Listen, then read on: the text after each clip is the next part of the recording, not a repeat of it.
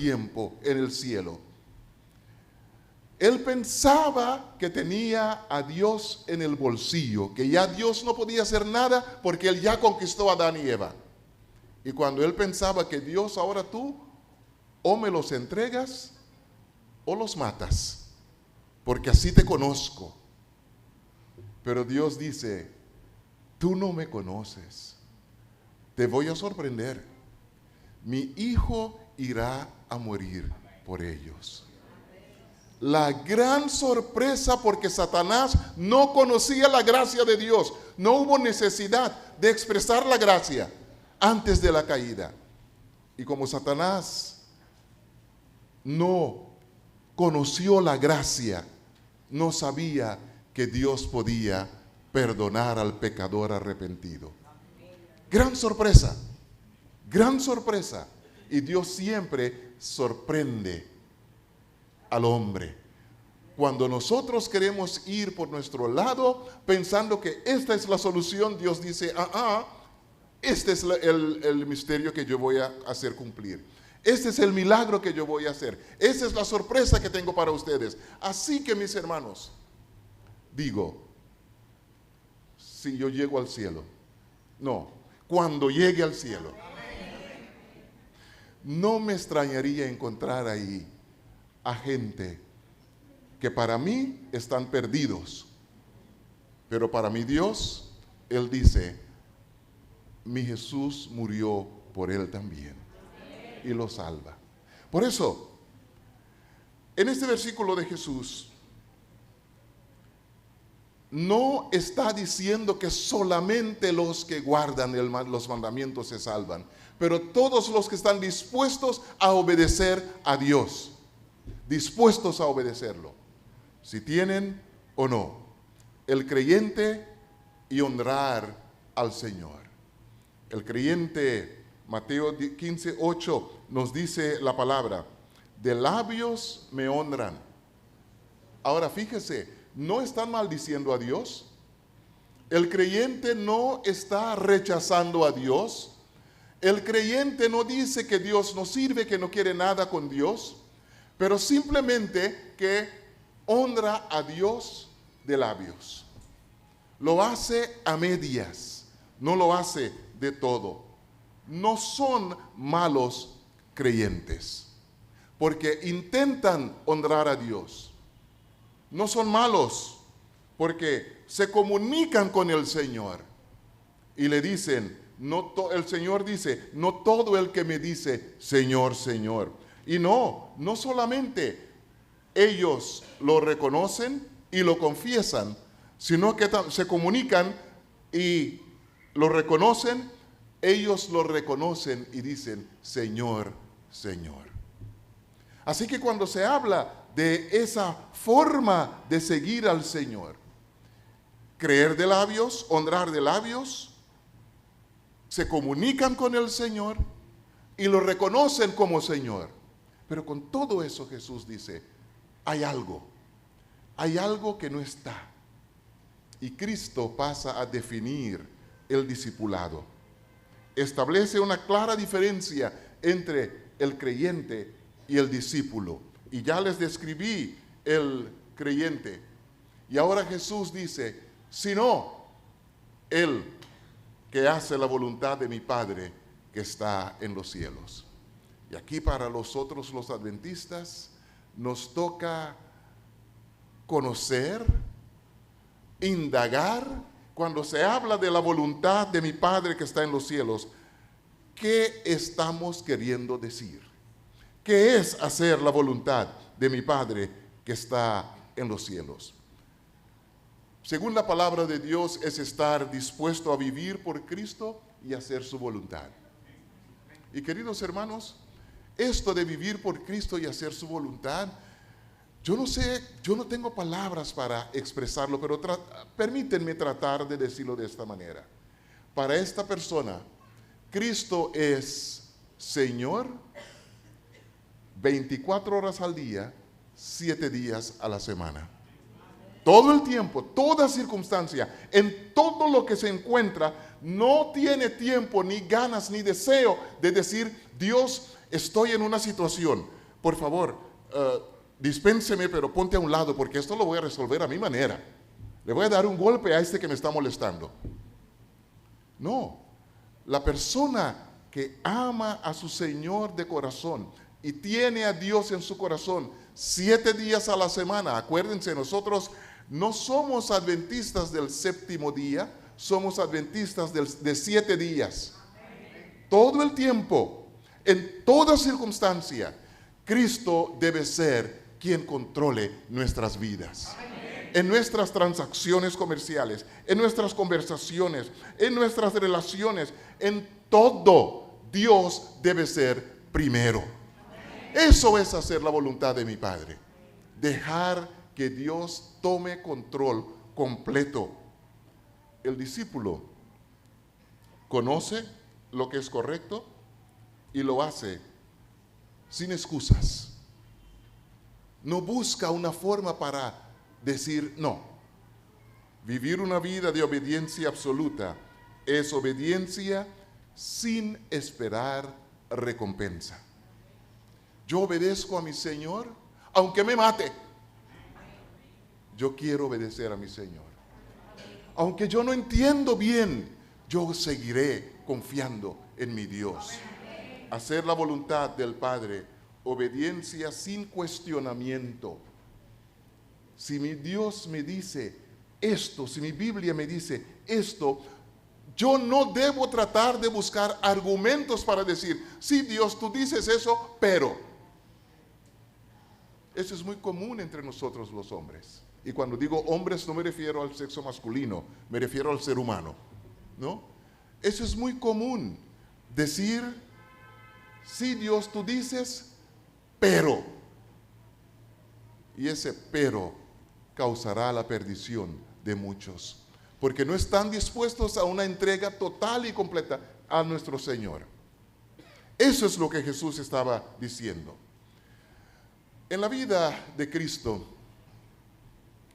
hay una historia que nos ayuda a entender lo que Él quería decir. Y quiero usar la historia de la mujer samaritana para ver cómo se entiende este asunto de ser discípulo o de ser creyente. La historia de la mujer samaritana. Permíteme antes de explicarles quiénes eran los samaritanos. Los samaritanos era el resultado de una limpieza étnica de los asirios. Ellos tenían como táctica de guerra usar esa estrategia cuando conquistaban a un pueblo, y para evitar que ese pueblo se uniera otra vez en rebelión contra ellos, ellos cogían otro pueblo y mezclaban esos dos pueblos, diluir así de esa manera la entidad nacional, cosa que nos une, porque yo creo que cualquier lugar donde hay un dominicano, los dominicanos se reconocen, se quieren, se aman y se defienden. Pero si usted toma dominicano y trae 10,000 curazoleños y los trae aquí, ya la cosa cambia. Sería domicurazoleño o cura dominicano, lo que sea. Esa era la estrategia de los asirios. Mezclaban los pueblos para diluir su fortaleza y así tomar control de todos los pueblos que ellos dominaban. Era una estrategia militar. Cuando conquistaban, hacían desaparecer para controlar. En la Biblia nos habla de esa práctica, de esa táctica militar de los asirios. Esdras capítulo 4, versículos 2 y versículo 10. Fueron a ver a Zorobabel y a los jefes de familia y les dijeron, edificaremos con vosotros. Eso era después que regresaron de Babilonia. Porque como vosotros, buscamos a vuestro Dios. Había todavía algún vestigio del Dios verdadero entre ellos. Y a él ofrecemos sacrificios desde los días que Saradón, rey de Asiria, que nos hizo venir aquí. Aquí está la respuesta. el rey Azaradón usó esa táctica militar para mezclar estos pueblos. Y están hablando aquí los samaritanos. Y el versículo 10 dice: y los demás pueblos que el gran y glorioso Asnapar deportó e hizo habitar en las ciudades de Samaria y las demás provincias del otro lado del río. Ahí está la mezcla. Y los samaritanos eran un pueblo mezclado. Tenían vestigios del Dios verdadero, pero los que habían venido del paganismo habían traído su influencia también a eso, y se había diluido el pueblo de Dios para ser conocido como samaritanos. Pasa Jesús por Samaria, el pueblo medio que creía en Jehová. Y ustedes bien conocen la historia de Jesús con la mujer en el pozo. Juan 4, 39 al 41. Encontramos que hay un debate entre Cristo y la mujer. Y la mujer le decía: ustedes dicen que en Jerusalén, nosotros decimos que por aquí. Ustedes dicen eso, nosotros decimos eso. Y en ese debate, Cristo muestra su divinidad y gana al corazón de esa mujer. Pero ¿qué pasa ahí? Cuando Jesús gana al corazón de esa mujer, ella sale y grita a voz en cuello: Él me ha contado todo lo que he hecho. Él es el Mesías. Y vienen los hombres del pueblo. Viene el pueblo a ver a quién es ese Mesías. Y dice Juan 4, 39 al 41: muchos de los samaritanos de aquella ciudad creyeron en él por la palabra de la mujer que daba testimonio diciendo: me dijo todo lo que he hecho. Entonces vinieron los samaritanos a él, a Jesús, y le rogaron que se quedara con ellos. Querían que él llegase a ser solamente para ellos. No querían que él fuera a Jerusalén. Pero Jesús quedó 2 días con ellos. Y me imagino que les predicó.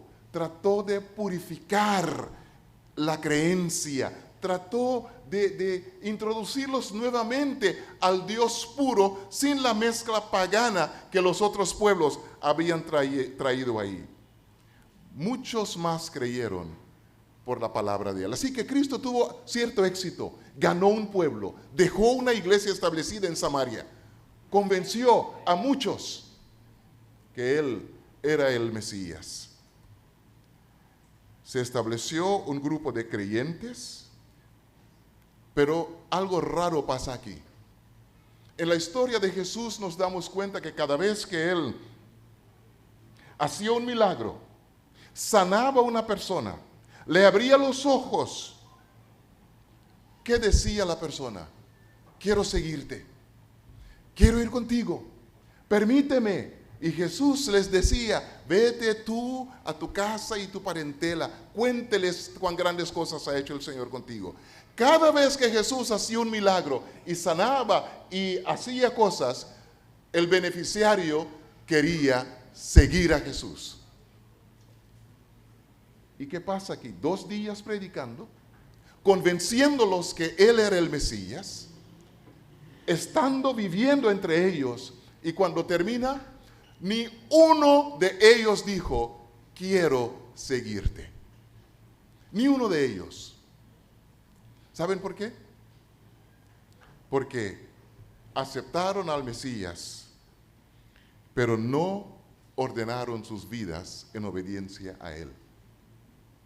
Llegaron a ser creyentes de Cristo, pero no querían ser discípulos de Cristo. ¿Y saben por qué? Por el perjuicio que tenían. Y lo vamos a ver ahora, porque tiempo después, otra vez Jesús está por pasar por esa región. Y déjenme explicarles para que la cosa quede claro. Para viajar del norte, para ir a Jerusalén, había 2 vías. Y eso lo entendemos por la explicación de Jesús del buen samaritano que va y ayuda al que fue atracado. Había dos vías para subir o bajar de Jerusalén. La vía corta y más rápida era pasar por la tierra de los samaritanos. La vía más larga y más segura era pasar junto al río Jordán, que todavía ese camino existe. Y Jesús siempre queriendo, cuando hacía sus viajes misioneros, bajaba pasando por la tierra de los samaritanos, que era la vía más corta. Y aquí encontramos a Jesús una vez más. Acuérdense, había dejado un grupo de creyentes en Samaria, que se regocijaron al conocer que Él era el Mesías. Y ahora viene Jesús y está en camino y manda a sus discípulos y dice a los de Samaria, Lucas 9, 52 y 53, quiero estar con ustedes. Quiero pasar buen tiempo con ustedes como antes. Pero mira lo que pasa, y pónganse bien. Y envió mensajeros delante de él, los cuales fueron y entraron en una aldea de los samaritanos para hacerle preparativos, pero no lo recibieron. Eran aquellos que le dijeron, quédate con nosotros, y él quedó ahí. Y ahora regresa otra vez y ellos le dicen, aquí no hay cabida para ustedes. Aquí no hay posada para ustedes. Lárguense. ¿Y por qué razón? La misma Biblia lo dice. Porque su intención era ir a Jerusalén.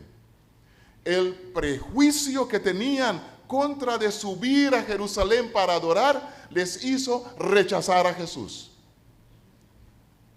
Y ahí se establece la cosa, mis hermanos. Eran creyentes, San Juan 4:39, pero no tenían las características de discípulos.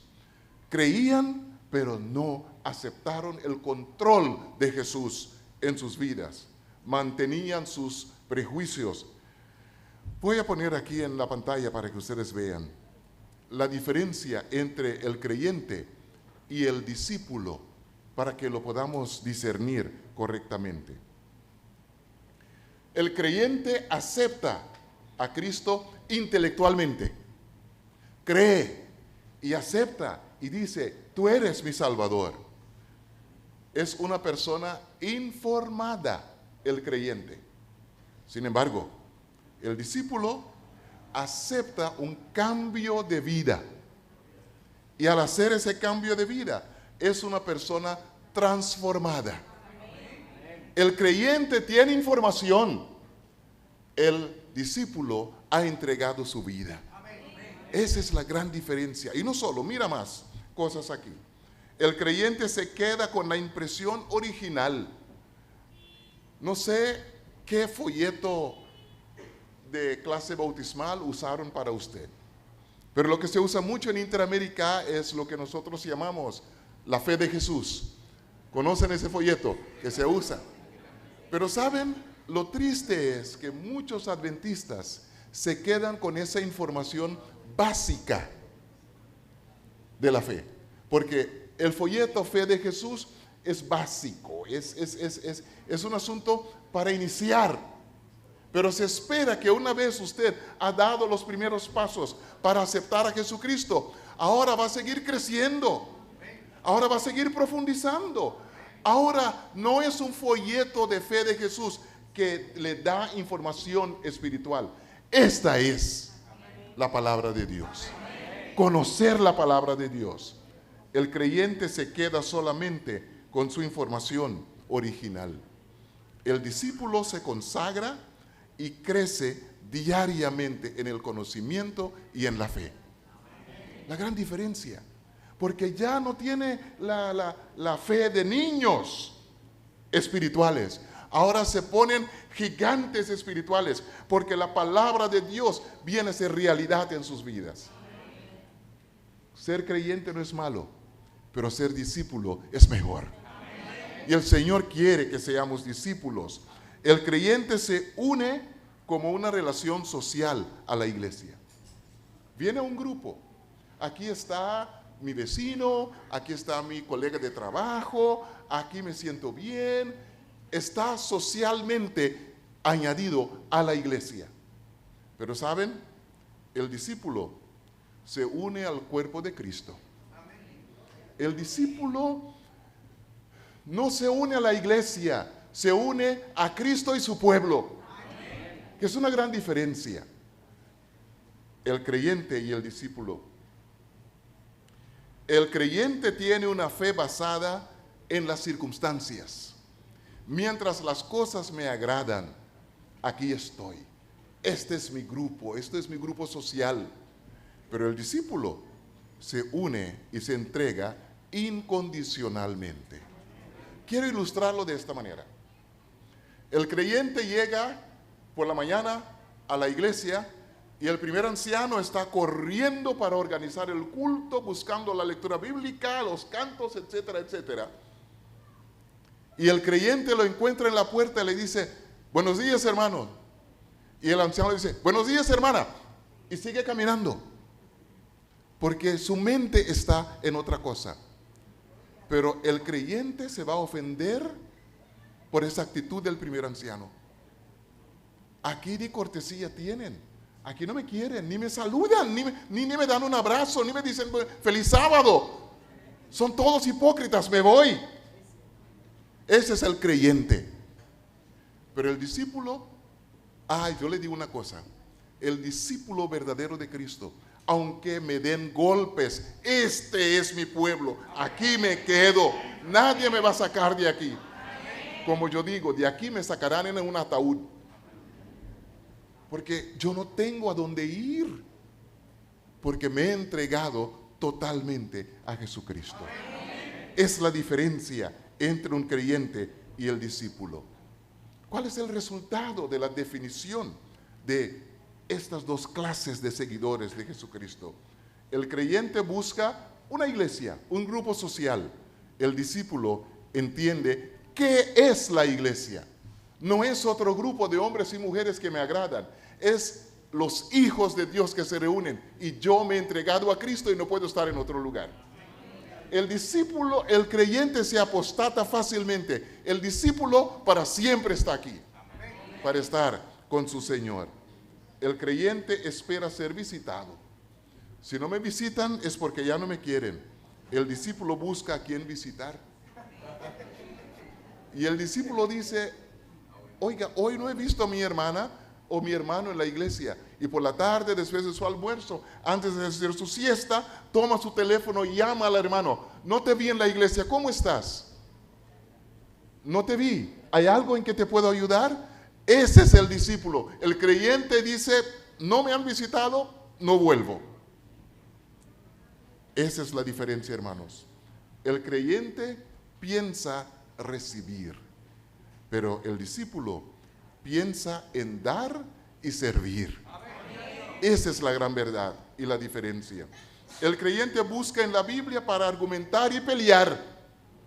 Acuérdense que yo les dije, el creyente es una persona informada porque estudia su Biblia, lee el espíritu de profecía, pero ¿sabe para qué? Siempre para dar golpes a personas que ellos piensan que son menos cristianos que ellos. Siempre usan la Biblia y el espíritu de profecía para argumentar, para pelear, para humillar. No buscan la palabra de Dios para crecer. El discípulo busca en la Biblia para compartir y salvar a otros. No busca para decir, tú no sabes eso, yo lo he leído en la Biblia, mira, tú estás en lo malo y el Señor te va. No, el creyente busca y dice, Señor, ¿qué tiene el discípulo? ¿Qué tienes que enseñarme hoy para que yo ayude a mi hermano? Sin estar peleando, sin estar argumentando. El creyente quiere conocer tareas para ver si acepta o no, si ayuda o no.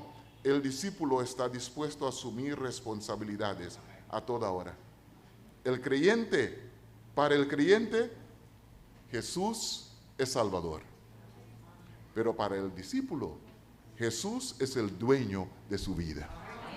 ¡Qué gran diferencia! Decir es mi Salvador de afuera, por eso Jesús dice, de labios me honran. Pero el discípulo dice, no, Él es el dueño de mi vida. Yo quiero más que un Salvador, quiero una entrega totalmente a Él.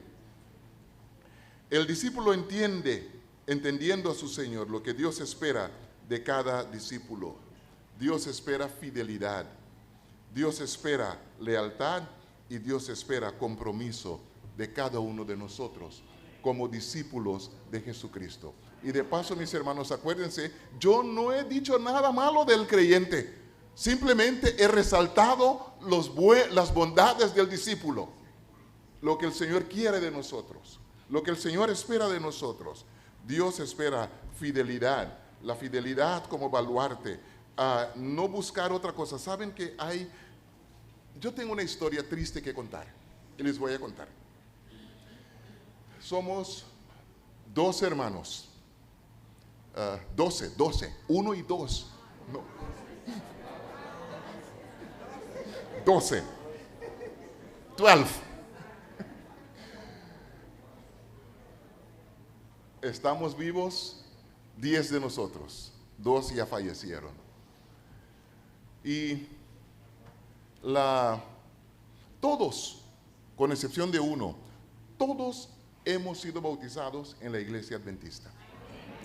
Pero ¿saben cuántos quedan en la iglesia hoy? Déjame ver.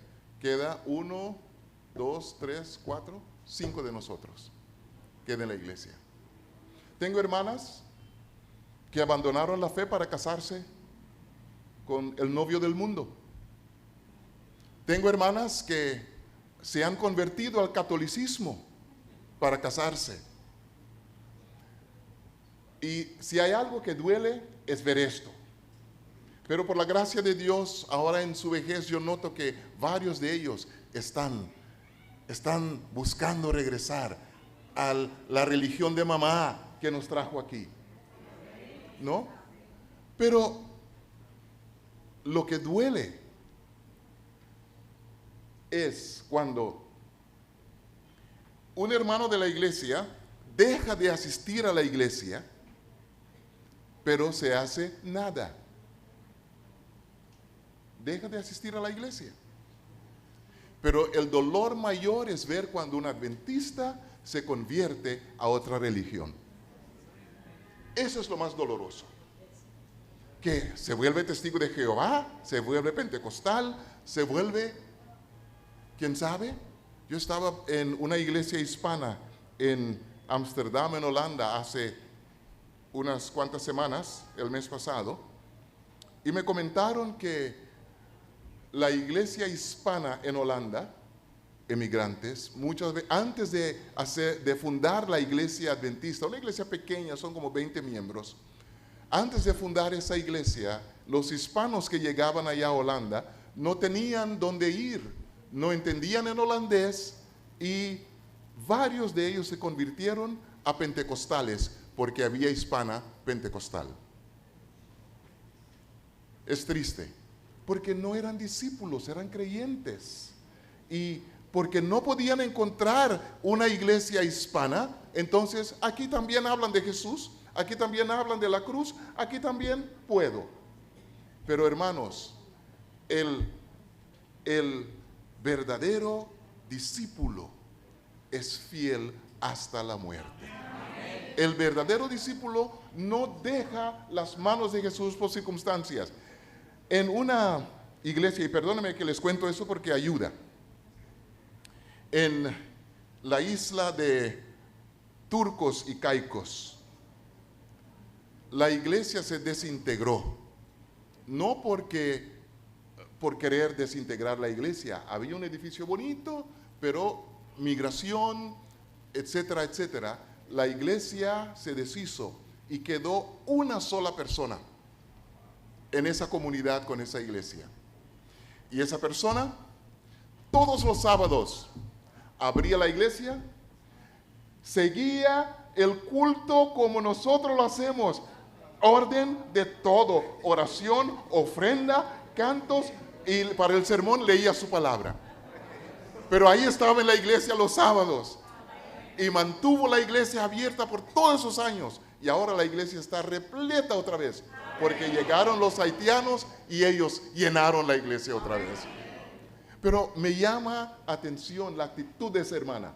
Aunque el edificio está vacío, aunque yo soy la única persona, aquí estoy, porque esta es mi iglesia, este es mi Señor. Un verdadero discípulo no busca otra cosa, no mira otra cosa, no acepta otra cosa. Filipenses 1:21 dice, porque para mí el vivir es Cristo y el morir es ganancia. Prefiere la muerte antes de pensar vivir sin Cristo. Y voy a citarles los indispensables de el discípulo. Es fiel imagen de su Creador, es baluarte inmovible, no fácil de convencer de otra cosa. No hay registro de apostasía de algunos de los apóstoles.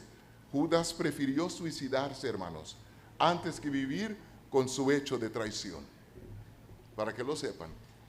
Su relación con Cristo estaba, porque Judas no traicionó a Jesús porque empezó a creer otra cosa.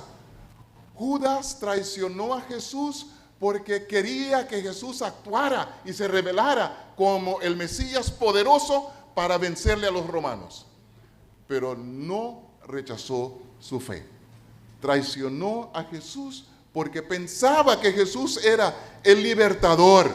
Y como Jesús no quería actuar, como Jesús no quería atacar a los romanos, y Jesús le daba comida al hambriente, Jesús levantaba a los muertos, ¿quién más para acabar con los romanos? Y Judas dijo, lo voy a hacer. Traicionó a Jesús para que cuando vinieran a cogerlo, él se pusiera con toda su fuerza y hacer caer a los sumos sacerdotes y todo. Por eso traicionó a Jesús. Y cuando se dio cuenta que no pasó eso, su carga de conciencia fue tan grande que salió y se suicidó. Porque no podía vivir sin Cristo. Se suicidó. Yo no sé qué pasa con Judas. Yo no lo voy a juzgar, como ya les dije, ¿no? Dios es que hace la cosa. El verdadero discípulo ama la verdad, vive la verdad, no busca otra verdad, vive para convencer a otros de su Señor y bajo ninguna circunstancia traiciona a su Señor. El discípulo y la lealtad es una relación que no puede ser quebrada ni con la muerte. Y Dios espera absoluta lealtad de cada uno de nosotros. Aunque no nos saludan, aunque hagan conmigo lo que quieran, este es el pueblo de Dios y yo aquí estaré. Este es el discípulo que el Señor busca. Hay un versículo que muchas veces usamos y es muy confortante usar ese versículo en casos de duelo, en caso de muerte, etc. Apocalipsis 14:13. Y oí una voz que me decía desde el cielo, escribe, bienaventurados los que de aquí en adelante los muertos que mueren en el Señor. Sí, dice el Espíritu, descansarán de su trabajo porque sus obras con ellos siguen.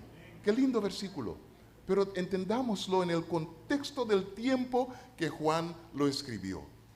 Los cristianos en los días de Juan tenían dos opciones. O abandonas tu creencia absurda en un Mesías, en un rey que no fuera el rey de Roma, o te mueres. Esas eran las dos únicas opciones para el cristiano. ¿Te mueres o dejas tu fe? Entonces, Juan al escribir eso estaba diciendo, porque él, por misericordia de Dios, por el trabajo que tenía que hacer, Dios le perdonó. No, Dios le ayudó a vivir, a sobrevivir ese tiempo tan difícil. Y él estaba diciendo a la iglesia de aquel entonces, es bienaventurados los que prefieren la muerte en el Señor, pero se quedan con el Señor. Bienaventurados los que prefieren morir que abandonar su fe, porque cuando mueren de esa manera, sus obras les seguirán. Y hermanos, gloria al Señor. No sé cuántos, pero muchos derramaron su sangre en los días de Juan. Y saben, lo lindo es que a causa de eso, sus obras les seguirán, porque usted y yo estamos aquí. Eso es lo que Juan está diciendo acá. Bienaventurado el que prefiere la muerte antes de abandonar a su Señor. Esto es lo que se requiere del discípulo. Ni la amenaza de muerte les causa el abandono de su fe. Su lealtad causa la salvación de muchos y la lealtad es indispensable para el servicio. La hermana White en Servicio Hogar Adventista dice: el amor y la lealtad a Cristo son las fuentes de todo servicio verdadero. Ese es el discípulo. El discípulo se compromete y se entrega al Señor totalmente. Mi querida iglesia, ¿quién es usted? ¿Usted es un creyente o usted es un discípulo? No voy a pasar juicio, pero piénsalo usted mismo. ¿Quiero ser un discípulo o quiero ser un mero creyente? Y la oración es que el Señor nos ayude a todos nosotros a llegar a la conclusión: yo quiero ser un discípulo verdadero de mi Señor Jesucristo. Que el Señor les bendiga y les dé la fuerza para que como buenos discípulos podamos ver venir en gloria a nuestro Señor y vivir eternamente con Él. Que el Señor les bendiga, hermanos.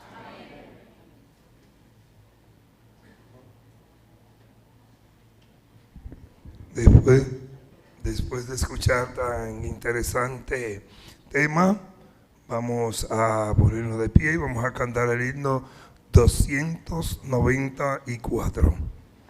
294, el himno para completar. 1, 2, 3.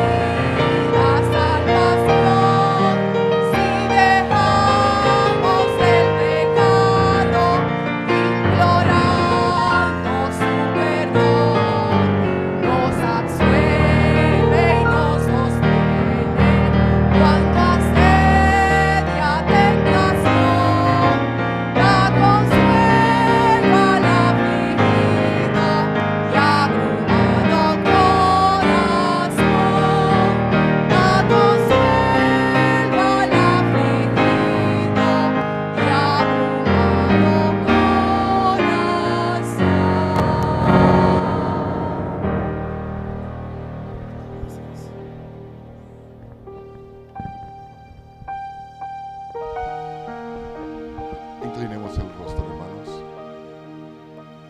Padre eterno, gracias que, aunque somos creyentes, tú seguirás trabajando con nosotros.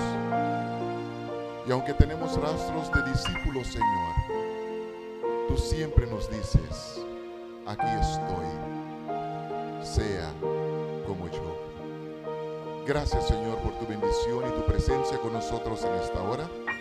Llévenos con bien, llévenos con tu bendición de este lugar, pues te lo suplicamos en el nombre de Jesús. Amén.